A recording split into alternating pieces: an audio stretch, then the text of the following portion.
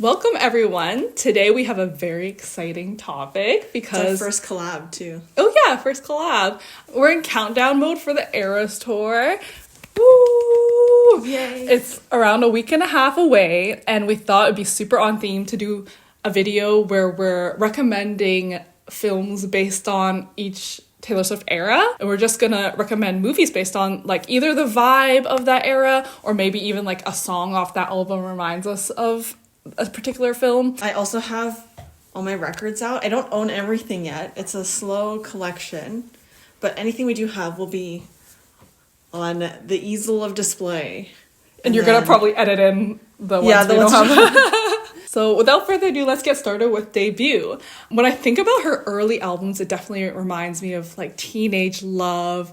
And I mean this in the most loving way, but like kind of pick-me girl, because we were all in our pick-me girl eras at that age, I think, like where we feel a little insecure and not like other girls. So I'm recommending A Cinderella Story for this one. And I think that's really one of the movies I watched the most when I was a preteen. So I'm going to give a brief synopsis of the movie for those who haven't watched it. But it's essentially about Samantha Montgomery, played by Hilary Duff, whose father gets remarried to an evil stepmother, just like Jennifer Coolidge. Jennifer Coolidge. That's another reason to watch it. She's amazing in this. And then at school, like her stepsisters make fun of her and the popular girls. And then I think she mysteriously begins to connect with Chad Michael Murray's character online. Like they like message each other, but they don't know who each other are. And she kind of has her glow up moment in the movie too, kind of like when Cinderella is all like done up by her fairy godmothers. So I think it's just a very sweet film and one of my favorite Cinderella adaptations in movie form. Good one. So my movie, I'm kind of going to go fast because I'm the secondary movie person on the channel. But Lisa Frankenstein is my recommendation. I think it came out this year and we watched it this year as well, just recently for Halloween. And I thought about it because like it's almost like debut era, but with vengeance and nice. Horror, but like not too much horror because Connie could watch it and that's when you know it's not really horror. I love that it's like kind of that high school, like everyone's ignoring her and everyone's like kind of bullying her and she gets her sweet revenge in the end, which kind of feels like, you know, a bit of Teardrops on My Guitar, but also like Picture to Burn, all of that. It's literally about this high schooler who like revives this guy from the grave who is Cole Sprouse, and this is Cole Sprouse's best movie or best project in my opinion. You mean Riverdale is it?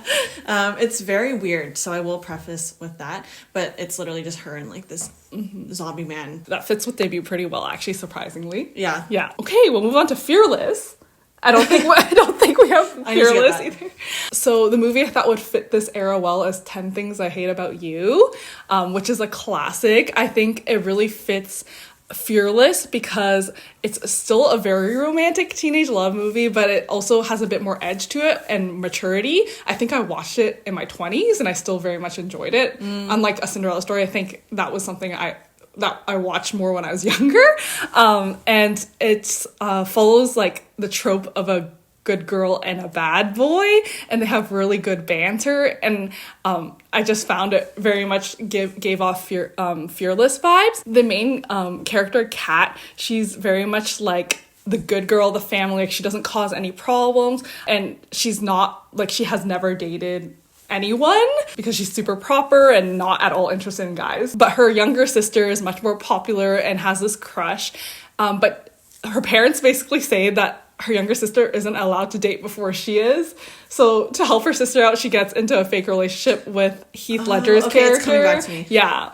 Heath Ledger's character, who is a notorious bad boy in the school. And I just think the banter is great. The chemistry is amazing. It just very much gives off that feeling of like first love in high school, grand gestures of love. You'll remember if you remember what happens later in the movie. Kind of a classic scene. Yeah. It's a good one. You've got a lot of early 2000s, kind of 90s. That's movies. like the peak rom-com era. True. Mine is, we're going into the 2010s. I chose Flipped. Yeah, it's definitely one of my favorites. I think for Fearless, it's the same reason. I think there's like a lot of back and forth between, like there's like angst, but there's like happy, like childhood, whatever, just naive, like not naive, but just like the bright feeling of being a teenager.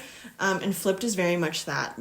like in movie form. It starts with two children who move into the same street, and then the girl instantly is just like, that's the boy. And then I think it follows them through like all their years of school, and he basically like totally ignores her until like, it's in the title, so it's not a spoiler, but then their feelings flip, and it's very like, I don't know, it's a very wholesome movie. I really enjoyed it. I love that. I think you have a very wholesome interpretation of Fearless, and I have a more intense one. Yeah. The first album that gets placed on our little stand. So we have Speak Now, Taylor's version of... I have a very famous movie for this album, and I think it just fits the vibe so perfectly, but it's La La Land. Yes. And right off the bat, I can just imagine the poster and how it's purple, and how, like, you know, Speak Now is very purple as well. They just instantly, like, I don't know, it just reminded me of La La Land. So Speak Now, in my opinion, is a very romantic but bittersweet album. I think it's very reflective of her own relationships, and sometimes lays out her own regrets in terms of her relationships. And I do find that it's a much more mature album than Fearless and Debut. So that's why I thought like an adult movie could even be fitting for Speak Now at this point. So La La Land is about an aspiring actress and an aspiring musician who end up falling in love, and it's set in LA. The movie is so colorful and fun. Yeah. La La Land also is very bittersweet. I think this movie fits the bill perfectly. And if you haven't already watched La La Land, please do. I think it's one of those must-watch movies of your lifetime. My movie is going to be, we are leaving the continent. We are going to, I think, Taiwan. And this movie is called You Are the Apple of My Eye. Oh, good one. It is also, like, I think we thought the same thing, because it's also a bittersweet rom-com kind of movie. And it follows, again, there's something about, like, me with like a long timeline kind of vibe. But it starts with these students in high school and follows them all the way until almost, like, early adulthood. So probably where we are right now in our, like, late 20s. And I chose this because there is that aspect of, like, bittersweet, but also, like, childhood romance and, like, all of that. So it's very sparkly in the beginning, and then reality kind of hits. I also chose this because there's a really good, like, found family, like, friend dynamic in it. And for me, Speak Now, one of the highlights is going to be Long Live.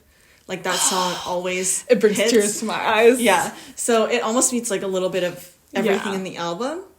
Would recommend. It's really, really funny. We're moving on to Red. Okay, instantly when I think of Red, I think of fall, like autumn movies. That's fair. And I think the romantic autumn movie is When Harry Met Sally. It's a class. I feel like I'm like recommending a lot of classics for this video, but it just very much reminds me of Red in that it explores like a romance that's full of chemistry and like passion, but also there's elements of like angst in there as well, for sure. Like if you think of songs like All Too Well and The Moment I Knew, there's definitely a lot of angst in Red. When Harry Met Sally is very much a friends to lovers story that isn't all that smooth, I would say, and they kind of weave in and out of each other's lives. And also the fashion in that movie, the color grading, the style is just very autumnal and perfect for the fall and perfect for any lover of the Red album by Taylor Swift. Nice. I would agree. So I went the full All Too Well route, and I chose a movie that was more about the toxic side of Red. I think that's because, like, with the re-release and everything, that 10-minute version, like, that's just how I think about the album now. So I chose Priscilla. Which, amazing. Yeah, it came out last year. Yeah. And it follows, like, the story. So it's a biopic, but it follows the story of Elvis's, I'm going to say, child bride. Not funny, but anyway. So it's, like, a total 180 from, like, the first Elvis movie that I think Austin Butler did. And it actually shows, like, the side of Priscilla and the relationship between them, and how, you know, she went from this young girl who got caught up in, like, this whirlwind of like an older successful Hollywood guy, Jake Gyllenhaal, and then ended up in, you know, not exactly where she wanted to be. I think the movie really like captures falling in love, but also the naiveties when you're young and you don't understand, like with an older guy, how certain aspects are not healthy in a relationship. That's a really good recommendation for the Red album. 1989. Instantly, the opener of this album, Welcome to New York, made me think, oh yeah, I need a movie that's kind of set in New York, or at least has the big city vibes, but I found the perfect one in my opinion, and it was a movie from last year, Past Lives. Ooh, yeah. Okay. So it does take place in New York, and it's kind of a mischance romance, and that the main characters in this movie kind of reconnect after years of being separated, and they've already moved on respectively with their lives, or debatedly they've moved on. Yeah. And it's kind of exploring also the immigrant life and how it feels to leave your part of your identity behind when you move to North America from like from a different from a foreign country. So I not only chose Past Lives because it was set in New York, I also think that Past Lives is kind of an exploration, of course, like an exploration of like growing up and coming into yourself and regaining your independence.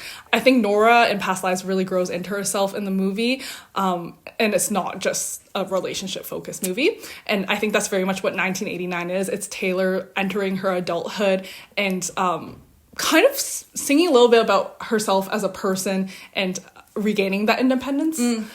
So I really think it fits 1989. I agree. Okay, mine, total different direction. I think I'm gonna be so honest. When I think of 1989, I just think about like summer. Yeah, it's a pop album. Yeah, like I know that there's like a lot of songs in it, a lot of like meaning and whatever. I just think summer, and I think kind of bops. Yeah. So that led me to Palm Springs.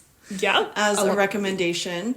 It's literally just like, I guess it classifies as a rom-com. I think it's more heavy on the comedy side. Obviously, when Andy Samberg gets involved in a project, it's just going to be heavy on the comedy. I honestly think that there's a lot of vibes. I'm going to stretch it a bit, but the songs, like, there's a lot of, like, funny violence and funny, like, little moments. So that's, like, very, to me, like, almost, like, Bad Blood. And, like, I would see the song using, I would see the film using 1989 in their soundtrack. But really, it's almost like a Groundhog Day-esque movie, right? So, anyway. Jake Peralta would approve of this recommendation. Yes, thank you. That's true. Biggest Taylor Swift fan. I'm really excited about my recommendation for Reputation. I think it's a lesser known movie, but it very much fits the vibe of Reputation perfectly. So it's called Colossal, and it's with Anne Hathaway. Watched this. Yeah, it's with Anne Hathaway and Jason Sudeikis, and I feel like it should be a bigger movie than it was based on those names. Yeah. So there's these monster attacks that occur in Seoul, and this woman slowly begins to realize that she's connected with these attacks. So it has those elements of like female rage and wreaking havoc, but it also goes deeper into the messages of like feminism, which I think Taylor Swift does a lot with, like, not only this album, but all her albums. And I think the Reputation girlies would love Colossal. Okay. Yeah. It's on my to watch, so I'll watch it soon. My recommendation for Reputation, I'm going to do a really quick confession. I have not listened to the full album because I wasn't around. Like, I had a gap in between my following Taylor Swift era. And by the time I came back, I had to boycott Scooter Braun. So I have not listened to the full album. Fair. This is based off vibes alone that I know from Connie and from, just like the fandom. And also the songs I've seen out of her like concert movies. So I would recommend, already probably one of the biggest movies of the year, but I would recommend Challengers, simply because I think Zendaya's character was truly in her Reputation era. This girl did not care about anything other than doing whatever she wanted, and created a very toxic life for the two guys in the movie, and we love that for her. That is supporting women's wrongs and rights and wrongs. We have entered our Lover era. I found this one of the hardest albums to pick for because Lover is just her fully being whipped, Yeah, it's her just being so a happy. simp for Joe. It's so happy. I don't tend to watch a lot of purely happy movies, and I didn't choose one for this either. I just chose something that I thought was the most romantic, and I chose About Time. I think I haven't watched that either. Oh my god, it's like one of the sweetest, most romantic and heart-wrenching movies of the 2010s, I think. I don't think I'm going to give too much of a synopsis because it would give too much away, but it's a time travel romance. The couple is so devoted to each other. I think anyone whose favorite Taylor Swift album is Lover probably just eats up that romantics. Yeah, I don't think I need to give too much Fair. of an explanation for this. It's just one of my favorite romances. Cool. Mine is also super fast, super self-explanatory. I think I might be slipping Jane Austen into every video I make. I would recommend Emma. Because this is a movie video, I will recommend the 2020 version of Emma with Anya Taylor-Joy, but I think if you want to, the preference leans heavily towards the BBC version, which is a limited series. I think Emma's story encapsulates a lot of like what the Taylor and Joe era was, where it's very much heavy on like friendship and like mutual, I guess, understanding and support and like, you know, sweet nothings and in the best ways possible. So I think that's a lot of what I see from the album, and I think this is the perfect little opposite to what yours is like sad and whatever. Like this is the perfect kind of wholesome, romance based story of centuries. From Jane Austen. So is it the best time ever? I think both our favorite albums, right? Folklore. I stress so much about choosing an album for this because I take this album or a movie for this because I take this album too seriously. I think it was easy for me because this movie just straight up reminded me of Folklore when I watched it. Oh, okay. But like without explaining too much right now, I'm going to get straight into the movie. It's called After Sun with Paul Mescal. I also haven't watched it. It's okay. If you like folklore, and I say this lovingly, you need therapy. And I know because I'm a folklore girly, it's okay. And I think After Sun is for those girlies that need therapy. Okay. It's a very good exploration of like fleeting moments in childhood where you're perhaps masked from the realities of adulthood, and usually these realities are not very, happy. After Sun is a really good exploration into depression, but they explore it in such a how do I put it, in a very empathetic but also subtle way, and that's what makes it all the more heartbreaking. Folklore to me has a lot of songs like This Is Me Trying that brings out similar emotions, and I really think Paul Mescal's character in this movie is really trying his best but still going through it. It's just so beautiful, and I think for the people who like folklore, warning that this is a very heavy movie, but I think you'll love it. That's why I haven't watched it yet. My recommendation is The Taste of Things. We watched this early this year? I think it was this year. Early this year? A very good foreign movie. Yeah. It came out last year, and the actual title, because it's from France, is La Passion. La Passion? Is that how you say it? La Passion de Dodin and Buffon? Pretty much. Okay. It's the most visually aesthetic movie, or not the most, one of the most visually aesthetic movies I've ever watched. Honestly, most of it just seems like one of those cozy YouTube cooking vlogs, but with very luxurious French cooking and ingredients and everything. So that's the piece where I think it captures almost the visual sepia, black and white aesthetics. It's not black and white, the sepia aesthetics of folklore at times, but also it has the aspect in the story of relationships and almost missed timings and mistakes that were made, and just people who kind of live throughout those mistakes and the decisions they make. And it's a very bittersweet romantic movie. Again, this is the theme for today. And don't go into that movie hungry. No, it's literally just about chefs, so be warned. Okay, we have entered the Evermore era. And the neglected child. The neglected child. And I realized I did this a lot more than I thought, but I went by the seasons a lot, and Evermore is winter to me, and also because of tis a damn season, it reminds me of the holidays. But I did go with a foreign movie for this one. It's called Us and Them. It's a Chinese movie, and it takes place, or part of the movie takes place during Chinese New Year or the Lunar New Year. Evermore to me is the epitome of storytelling, and I think Us and Them is one of the best stories I've seen in cinema this year. It was almost like La La Land meets Past Lives. Mm-hmm. I really like movies about even if a relationship doesn't last forever, how you can still have such a lasting impact on each other's lives. And I hope that's not a spoiler. I think there's so much more to the movie than the result of that relationship, and explores kind of the existential aspects of life, the harsh realities of facing the problems that adults normally have to go through. And I think Evermore has those similar heavy themes. It's crazy that you chose Us and Them, because this is why we do pre-planning. I chose it for folklore until I saw she put it down for Evermore. So if you're a folklore Evermore era person, this is the movie. Yeah, we both It's actually, thought so, I do yeah. like it more than Past Lives and La La Land. So your comparisons are very accurate, but it's almost like an elevated version of it. My movie, really fast again, Practical Magic. To me, Evermore is almost like a recovery period from folklore. So I like how Practical Magic is kind of just like for the girlies, and we didn't realize that going into the movie that it was going to be such like girl power, but it's just them kind of bulldozing their way through the world after they've been wronged one too many times. Can I just say that No Body, No Crime is off Evermore, Exactly. and that fits this movie perfectly. The penultimate album. I chose a movie that might not like instantly remind you of Midnight's. It's Ingrid Goes West. And Midnight's... I honestly haven't like You haven't heard of this movie. I think you'd love it. Okay. Yeah, Ingrid Goes West is not like a romance by any means, even though I think, you know, Taylor Swift albums usually explore the theme of love. There's one song off Midnight's that reminds me of this movie perfectly, and it's Mastermind. I think, and that's my favorite song off Midnight's. I think even though it can be interpreted in the context of someone like doing everything they can to end up with the person they have like feelings for, this movie kind of uses that concept, but in the context of female friendship. The main character in this movie, played by Aubrey Plaza, is very obsessed with another like influencer in LA, and she literally moves her whole life to go to LA and try to like come up with specific scenarios where she can bump into this woman, like this influencer. And I just love that because a lot of girls grew up wanting to impress other women in their life and wanting to be with the in crowd.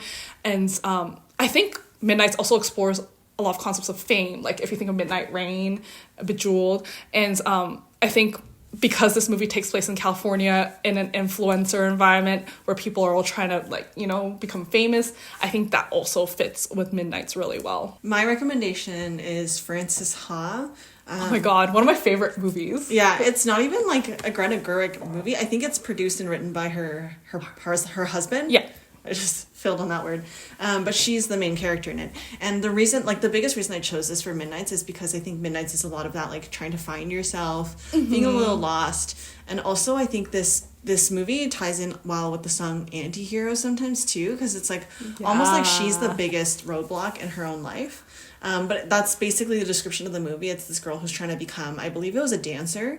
And she's also trying to navigate all her friendships, her relationships, and things just are not looking great for her, and she's also making the wrong decisions sometimes. And that feeling of like chasing where you think you should be in life and seeing where like other people always seem to be ahead of you, blah blah blah, and just taking your time figuring things out. We've reached the last album. I think when Taylor introduced this album on her Instagram, she talked about how it was just like a mess of everything in her mind, and she was really going through it. And I think The Worst Person in the World is very much a girl going through the same emotions. Like, there's breakups involved. There's just, like, not honestly being the most, like, having the most healthy thoughts and, like, honestly being a little bit toxic. And I think Taylor was very honest about how she was a mess, you know, making this album. And it's a very, like, honest, raw album.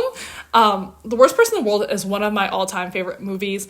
And it's similar to what you just recommended, Frances Ha, that explores a woman, I think in her late 20s, who is not making the best decisions in her life, but which is why I think the movie's called The Worst Person in the World. Like, you can sometimes feel like you're a horrible person, but in the end, we're all human. Life will just have its way to work things out.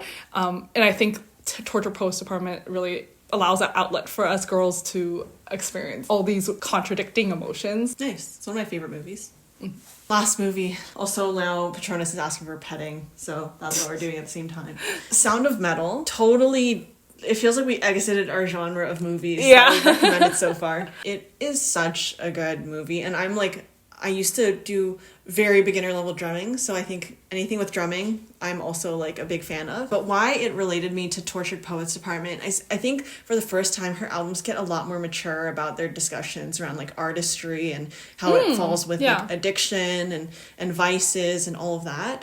And that ties in with the Sound of Metal movie, where this is following a recovering addict, and how I don't think this is a spoiler because I think that's the whole point of the movie, but how he receives a diagnosis that he is losing his hearing. So it's about this drummer who's kind of coping with this new condition that he kind of has to work his life around and figure out how he's going to choose to make the next choice in his life as a musician and as a person. That's kind of like more on the edgier side of the Torture Poets Department album. But I like how you went the artistry route. Like, Yeah. I didn't think about, like, rather than thinking about the content of the songs themselves, just like her intention. Yeah. This was a very long video. You might have like 22 or more movies to go through now based on our recommendations. So get watching. So next up is going to be going back to my area of expertise. So next week we're going to do something similar for books. So keep an eye out for books we would recommend for each era. Movies are much easier to watch sometimes. So if you have recommendations, let us know. Hope you enjoy the movies. I hope you found some recommendations. We'll see you next time. Goodbye. Bye.